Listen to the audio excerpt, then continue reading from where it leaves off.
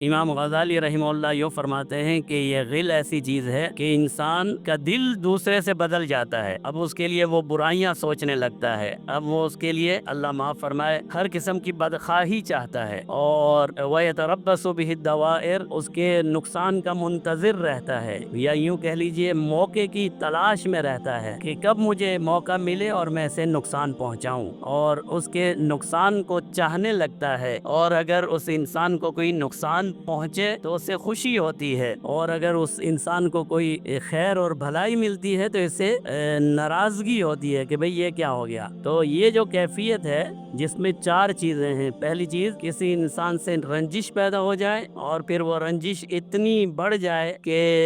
وہ اس کا برا سوچنے لگے کہ مجھے کب موقع ملے اور کب میں اس کو نقصان پہنچاؤں، اور اگر خود نقصان نہیں پہنچا سکتا کسی اور طرف سے اس کا نقصان ہوتا ہے تو بجائے اس کے کہ اسے افسوس ہو، اسے خوشی ہوتی ہے کہ اچھا ہوا کہ اس کا نقصان ہو گیا۔ اور چوتھی چیز یہ ہے کہ اگر اس کو خیر اور بھلائی ملتی ہے تو اس کا دل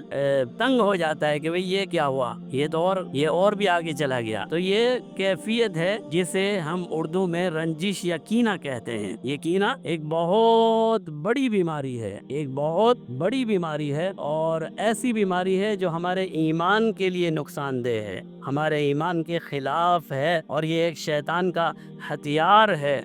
انسان کو اللہ نے دل اس لیے نہیں عطا کیا کہ وہ دوسروں کے کینہ اور بغض کرتا رہے۔ آج افسوس کی بات یہ ہے کہ ہم جتنے بھی یہاں بیٹھے ہیں، مجھ سمیت بہت ہی کم ہوں گے وہ لوگ جو یہ اپنے دل کو دیکھ کر کہہ سکیں کہ اس کو کسی سے کینہ اور بغض نہیں ہے، کسی کی عداوت اس کے دل میں نہیں ہے۔ ہم میں سے ہر شخص نماز پڑھنے آئے ہوئے ہیں، جمعہ پڑھنے آئے ہوئے ہیں، لیکن ہم میں سے کوئی شخص ایسا نہیں ہے جو یہ کہہ سکتا ہو کہ اس کا دل بالکل صاف اور پاک ہے اور اس کے دل میں کسی کا بغض اور کسی کا کینہ نہیں ہے۔ افسوس تو یہ ہے کہ دوسروں کے ساتھ تو کینے کم ہیں، ان رشتہ داروں کے ساتھ جن کے ساتھ ہم نے صلہ رحمی کرنی ہے ان کے ساتھ ہمارے بغض اور عداوتیں بہت زیادہ ہیں۔ اپنے بھائی کے ساتھ، اپنے چچا کے ساتھ، چچا زاد بھائیوں کے ساتھ، اپنی بہنوں کے ساتھ، اپنے رشتہ داروں کے ساتھ ایسے بغض اور کینے کی زندگی ہم گزار رہے ہیں کہ ایک لمحہ بھی ایسا نہیں گزرتا کہ ہمارا دل کسی سے پاک اور صاف ہو جائے۔ ہم بغض اور عداوت کی زندگی گزار رہے ہیں۔